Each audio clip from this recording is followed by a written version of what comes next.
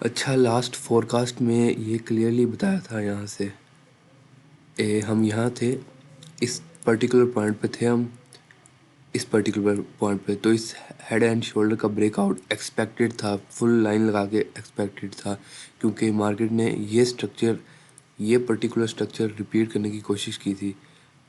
वो रीज़न हमने last forecast में डिस्कस कर ली थी, कैसे कैसे ये पैटर्न रिपीट हो रहा था। सो ये ब्रेकआउट हो गया एंड $3,400 से रिजेक्शन आई हैं। सो नाउ अब हम देखते हैं नेक्स्ट वीक में हम क्या एक्सपेक्ट कर सकते हैं। यहाँ सबसे जो काबिल गौर बात है वो है 4 आवर में गोल्ड ने चेंज ऑफ कैरेक्टर शो कर दिया है। अच्छा, सबसे पहले मंथली टाइम फ्रेम पे शिफ्ट होंगे, बड़े टाइम फ्रेम से एनालिसिस शुरू करते हैं। Last month was a doji candle, right. इस मंथ का स्टार्टिंग इतना अच्छा था, प्राइस ने नो बॉटम वीक के साथ अपवर्ड मूवमेंट शो की, बट इस वीक की क्लोजिंग बायर्स के लिए हॉरिबल है। लाइक ये एंड इतनी बड़ी रिजेक्शंस के साथ ये क्लोजिंग हुई है week, which is clearly showing selling strength in the market. सही है, टॉप वीक बहुत बड़ी है और अब सेलिंग एक्सपेक्टेड है। इसके अलावा एक चीज़ काबिल गौर है कि रिलेटिव स्ट्रेंथ इंडेक्स जो हमारे पास होता है, RSI, वो RSI हमें ये बता रहा है कि ये काफ़ी ओवरबॉट है। यहाँ से हम थोड़ी रिट्रेसमेंट एक्सपेक्ट कर सकते हैं in the monthly time frame. So this month can be ये क्लोज हो सकता है the red candle. Let's see, weekly time frame पे चलते हैं हम।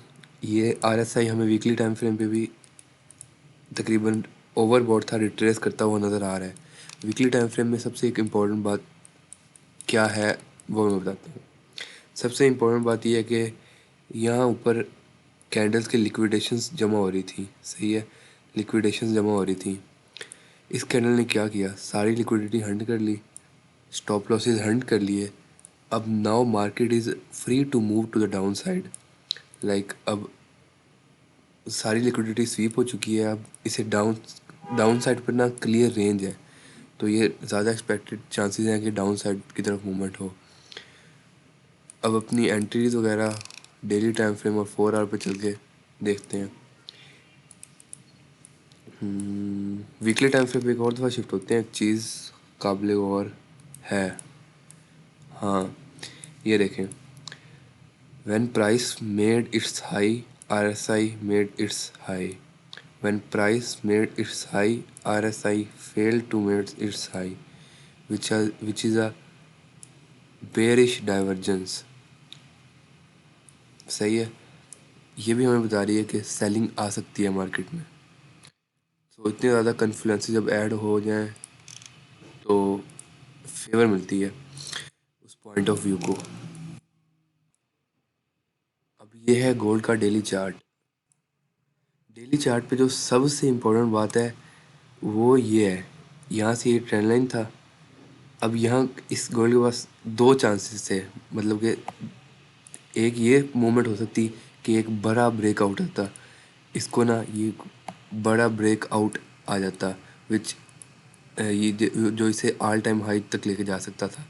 इस ब्रेकआउट के बाद अगर ये ब्रेकआउट सस्टेन होता, मगर ये इट लुक्स लाइक ये ब्रेकआउट सस्टेन नहीं हुआ। अब ये देखो, ट्रेंड लाइन्स के ऊपर हैं liquidations, liquidity liquidity liquidity, market hunts liquidity. This is a proper fake out है। लाइक सारी लिक्विडिटी बायर्स को ट्रैप कर दिया कि ब्रेक। बायर्स क्यों ट्रैप हुए हैं, ये कैंडल देख के, इतनी बड़ी कैंडल देखी, बायर्स इन हुए किन कैंडल्स पे, इन कैंडल्स पे मार्केट ने मौका दिया इन होने का। सही है, और फिर उनके स्टॉप लॉस हंट कर लिए, फेक आउट दे रहा है मार्केट। तो बटर मक्खन की तरह गिरेगा 3250 तक अकॉर्डिंग टू मी। अब देखते हैं फो हाँ, डेली के डिमांड जोन्स अभी तक यही हैं। ये एक डिमांड जोन है जो कब से है, और ये एक डिमांड जोन है, इसकी वैल्यू लिखी हुई है। Let's shift to 4 hour time frame.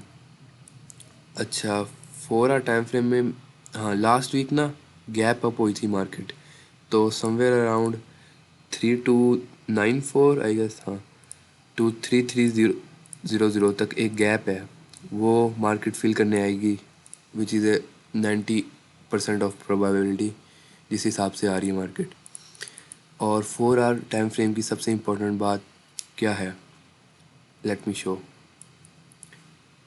This particular change of character in gold.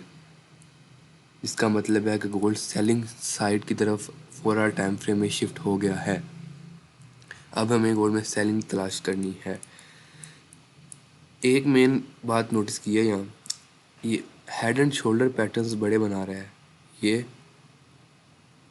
सही है, फिर ये सही है। एक और बात बताता हूँ यहाँ इम्पोर्टेंट, ये सही है, और ये 1 आवर में जाओ के देखोगे तो पता चल जाएगा ये हेड एंड शोल्डर ही है, बल्कि यहाँ से भी दिख रहा है, सही है।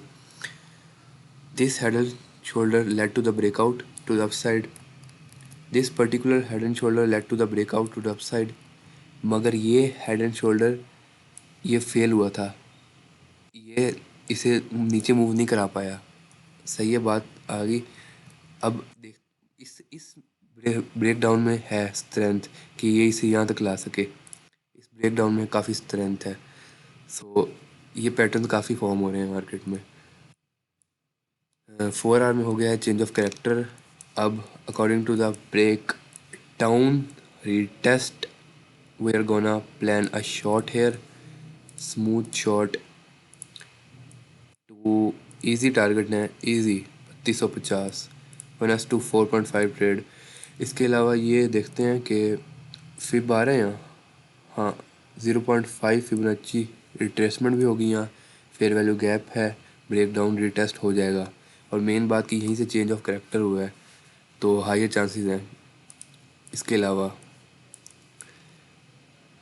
somehow this resistance can also work as selling, क्योंकि अगर हम इससे ऊपर रेजिस्टेंस लास्ट करेंगे तो फिर change of character to the upside हो जाएगा, तो हमने उस चक्कर में फ़िलहाल नहीं पड़ना, सिंपल एनालिसिस रखने हैं। 1 selling zone, 2 selling zone, 1 buying zone, 2 buying zone. Buying and selling zone से ज़्यादा इस वीडियो में ये जो कंसेप्ट बताया है ना, ये पर्टिकुलर ये काफ़ी मज़े के हैं। हाँ 1 आवर में चल के देखते हैं कि गैप किस जगह पे है। ये पर्टिकुलर था गैप, मंडे मार्केट ओपनिंग में ना last week gap up open हुई थी, तो यहाँ था एक गैप। सो ये गैप फिल होएगा, और जब ये होएगा अगर तो इस गैप ने एक्ट एज सपोर्ट किया और फिर मार्केट को यहाँ कहीं ले आया तो फिर बहुत अच्छी बात हो जाएगी, क्योंकि रीटेस्ट पे शॉर्ट की अपॉर्चुनिटी बहुत अच्छी मिलती है। रीटेस्ट पे शॉर्ट एक सेफ भी होता है। ये देखो, अगर हम पास में देखें, ये था ब्रेकआउट और ये था उसका रीटेस्ट, सही है, ये था ब्रेकआउट, ये था उसका रीटेस्ट, ये है ब्रेक डाउन और इसका रीटेस्ट। ये मुझे 15 साल के पीछे चार्ट पे जाने की ज़रूरत ही नहीं पड़ी, ये अभी फॉर्म हुआ है प्राइस एक्शन ये वाला, इतना मज़े का है। खैर अब 1 2 selling zone, 1 2 buying zone, 1 hour में कुछ खास है कि नहीं ये देखते हैं। 1 आवर में 1 आवर में कुछ खास तो नहीं है, पर चीज़ें और ज़्यादा क्लियर हो जाती हैं। जो चीज़ ये मैं डिस्कस कर रहा था ये अब यहाँ फुल क्लियर कट है। एक बात है यहाँ, ये जो गोल्ड को इस लेवल का ना अगर इसने अपवर्ड मूवमेंट कायम रखनी होती तो इसको ना इस पर्टिकुलर लेवल का, ये जो यहाँ से है, ये यहाँ से ऊपर मतलब को चला जाता, क्योंकि रीज़न क्या है, रीज़न ब्रेकआउट एंड रिटेस्ट है।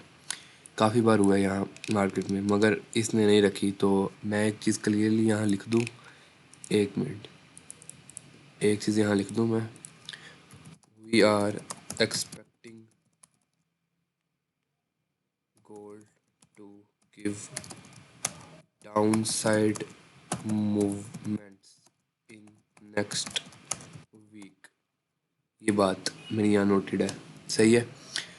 इसके अलावा ये था आज का analysis. Let's see some fundamentals, blah blah blah. Consumer price index dollar के लिए इम्पोर्टेंट है। परचेजिंग प्राइस इंडेक्स, दो इवेंट्स। हाँ, अगला वीक कुछ इतना खास नहीं है, बस एक सीपीआई एक बहुत ज़्यादा इंपॉर्टेंट है और उससे एक बात purchasing price index. So let's see अगला वीक कैसा होता है गोल्ड के लिए। मैं तो पर्सनली गोल्ड को यहाँ देख रहा हूँ ये इस कैंडल के बाद 3250 पे। खैर लेट्स सी। अल्लाह हाफिज़।